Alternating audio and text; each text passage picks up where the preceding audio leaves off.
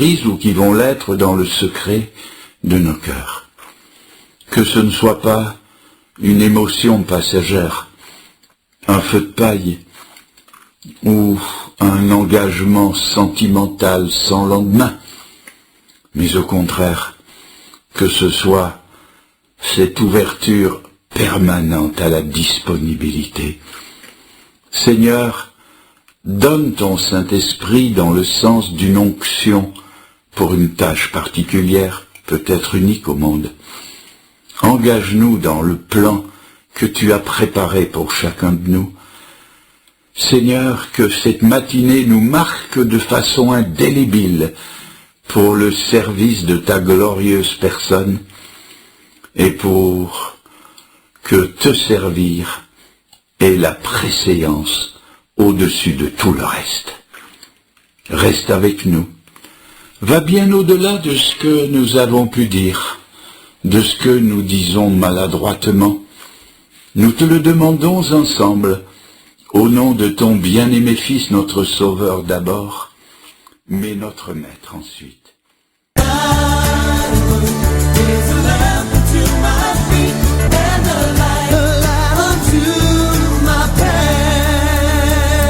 Première lettre de Pierre, chapitre 1.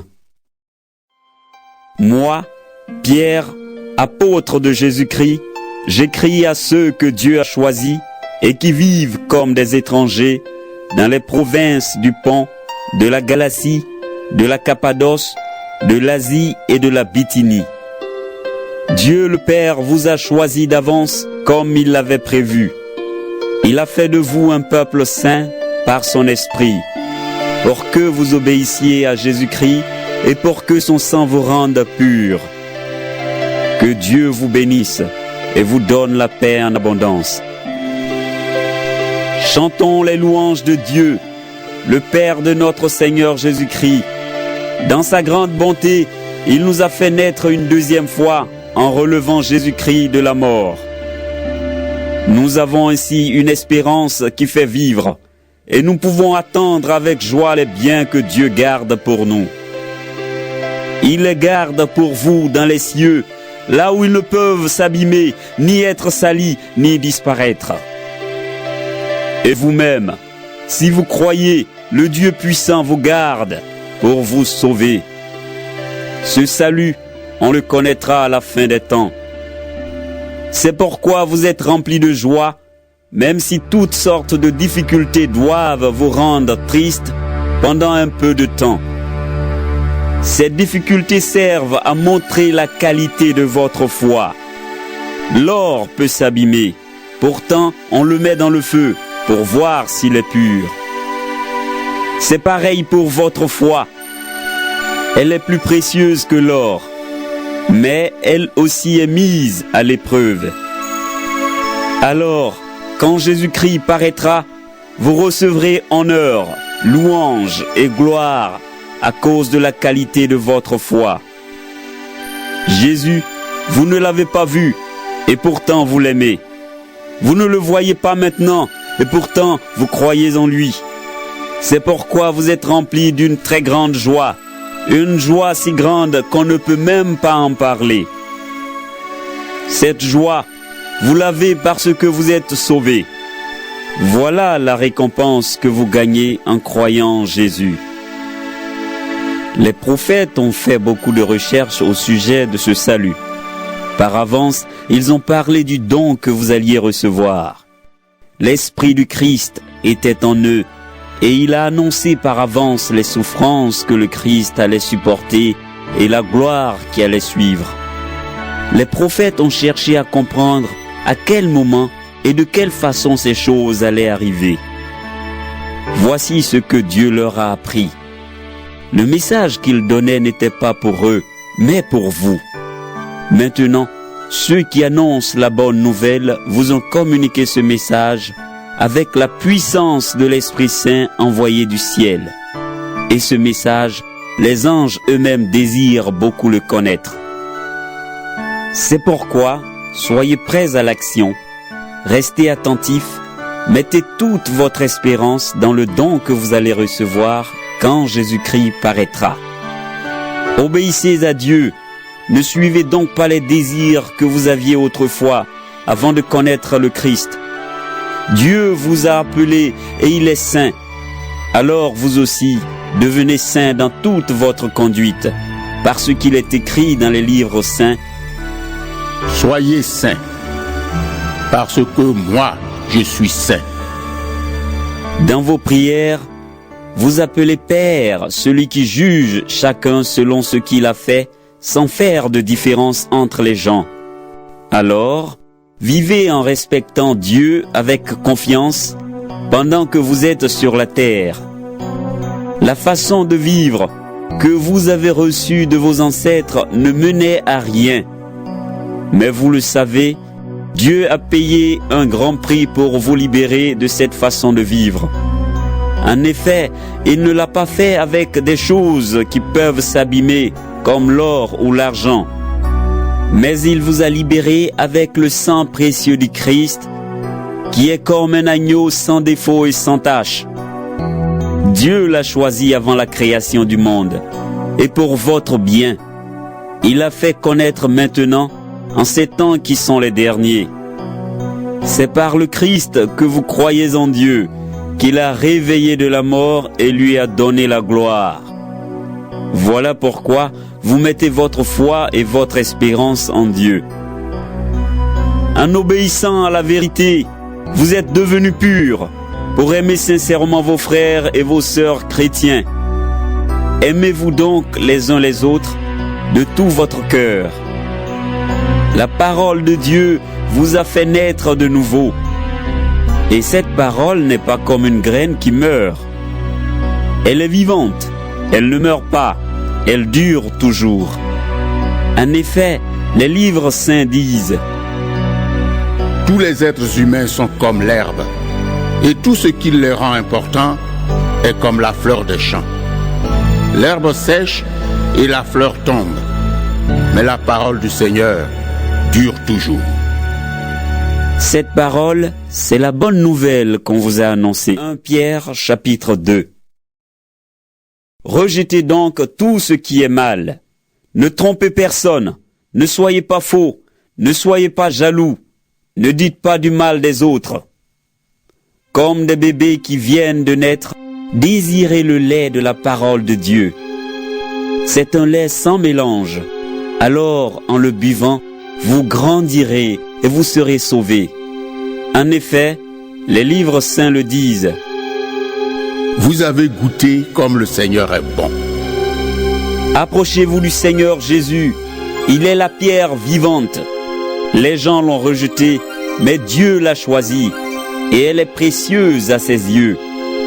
Approchez-vous de lui. Alors, vous aussi, comme des pierres vivantes, vous servirez à construire la maison de l'Esprit Saint. Vous formerez une communauté de prêtres saints pour offrir des sacrifices selon l'Esprit de Dieu, et Dieu les acceptera à cause de Jésus-Christ. En effet, dans les livres saints, Dieu dit: Regardez, j'ai choisi une pierre précieuse, et je la pose dans la ville de Sion comme pierre principale. Celui qui s'appuie sur elle ne sera pas déçu. Pour vous qui croyez, cette pierre vous donne de l'honneur. Mais pour ceux qui ne croient pas, la pierre que les constructeurs ont rejetée est devenue la pierre principale de la maison. Et ailleurs, on lit encore: C'est une pierre qui fait perdre l'équilibre, un rocher qui fait tomber. Les gens se cognent contre elle parce qu'ils refusent de croire à la parole de Dieu, et c'est cela qui devait leur arriver. Mais vous êtes la race choisie, la communauté des prêtres du roi, la nation sainte. Vous êtes le peuple que Dieu a choisi pour annoncer les grandes choses qu'il a faites. Il vous a appelé à sortir de la nuit pour vous conduire vers sa lumière magnifique. Autrefois, vous n'étiez pas le peuple de Dieu, mais maintenant, vous êtes son peuple. Autrefois, Dieu n'avait pas pitié de vous, mais maintenant, il a pitié de vous. Amis très chers, vous êtes des gens de passage et des étrangers sur cette terre. C'est pourquoi je vous le demande, ne suivez pas les désirs mauvais qui luttent contre vous. Au milieu de ceux qui ne connaissent pas Dieu, ayez une belle conduite. Alors, s'ils vous accusent faussement de faire le mal, ils verront vos bonnes actions et ainsi, le jour où Dieu viendra, ils lui rendront gloire. Obéissez aux autorités à cause du Seigneur, au roi parce qu'il est le chef de tous et aussi au gouverneur. Le roi les envoie pour punir ceux qui font le mal et féliciter ceux qui font le bien. Dieu veut ceci. Par vos bonnes actions, fermez la bouche aux gens stupides et ignorants. Conduisez-vous comme des personnes libres, mais votre liberté ne doit pas devenir comme une couverture pour cacher des actes mauvais. Conduisez-vous plutôt comme des serviteurs de Dieu. Ayez du respect pour tout le monde. Aimez vos frères et vos sœurs chrétiens. Honorez Dieu, respectez le roi. Vous, les serviteurs, obéissez à vos patrons avec respect. Obéissez non seulement aux patrons qui sont bons et aimables, mais aussi à ceux qui sont difficiles. Vous supportez peut-être des souffrances que vous ne méritez pas, et cela parce que vous voulez rester fidèle à Dieu. Eh bien, c'est une belle chose. En effet, si vous avez fait le mal, quel mérite avez-vous à supporter les coups? Mais si vous souffrez avec patience, quand vous avez fait le bien, c'est une belle chose devant Dieu. Oui, c'est à cela que Dieu vous a appelé. Le Christ aussi a souffert pour vous. Il vous a montré le chemin pour que vous suiviez ses traces. Lui, il n'a pas fait le mal. Il n'a jamais trompé personne. Lui, quand on l'a insulté, il n'a pas rendu l'insulte. Quand il a souffert, il n'a menacé personne, mais il a mis sa confiance en Dieu qui juge avec justice. Sur le bois de la croix, il a porté lui-même nos péchés dans son corps. C'est pourquoi nous avons cessé de vivre pour le péché et nous pouvons mener une vie qui plaît à Dieu. C'est par ses blessures qu'il vous a guéri. Oui, vous étiez comme des moutons perdus, mais maintenant, vous êtes revenus vers le berger qui protège vos vies. Pierre, chapitre 3. Vous aussi, les femmes, obéissez à votre mari. Alors, même si votre mari ne croit pas à la parole de Dieu, il sera gagné à la foi par votre conduite, et cela sans parole. En effet, il verra combien votre vie est pure et pleine de respect.